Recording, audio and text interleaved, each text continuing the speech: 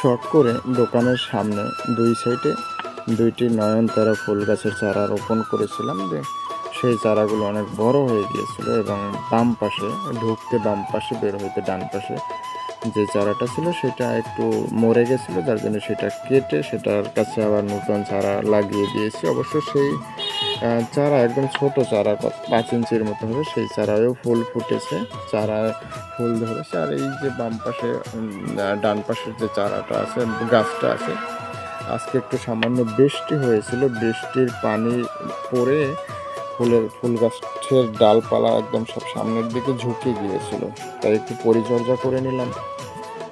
এত পরিমাণে ওজন হয়ে গেছে, পানির ভার সহ্য করতে না পেরে সামনের দিকে ঝুঁকে গিয়েছে, তো একটু বেঁধে দিলাম যাতে করে ফুল গাছটা ভেঙে না যায়।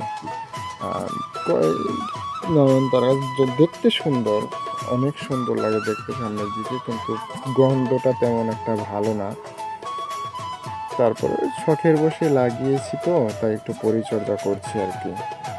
পরিচর্যা করতে গিয়ে দেখি নিচে একদম আগাছার শেষ নেই, তো ফুল গাছটাকে বেঁধে তারপরে আগাছাগুলো পরিষ্কার করে দিব, যাতে একটু দোকানের সৌন্দর্যটা বাড়ে। সামনের শৃঙ্খলাটা, সামনের দিকটা একদম বাজে লাগতেছে, মনে হয় যেন এখানে কোনো কিছু থাকেই না, এরকম লাগতেছে।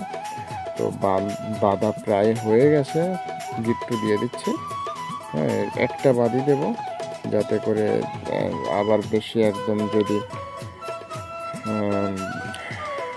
ঘুচিয়ে রাখে তাহলে সৌন্দর্যটা নষ্ট হয়ে যায়। ও যে এভাবে পাখা মেলেছে, ওর ডালপালা ছড়িয়ে যেভাবে ওর সুবাস ছড়াচ্ছে, ওর সৌন্দর্য ছড়াচ্ছে, সেটাকে যদি বেঁধে দেওয়া হয় তাহলে ওর সৌন্দর্যটা ঠিক মতো ফুটে উঠবে না। তাই একটা বাদি দিয়েছি নিচের দিক থেকে, যাতে ভেঙে না যায়।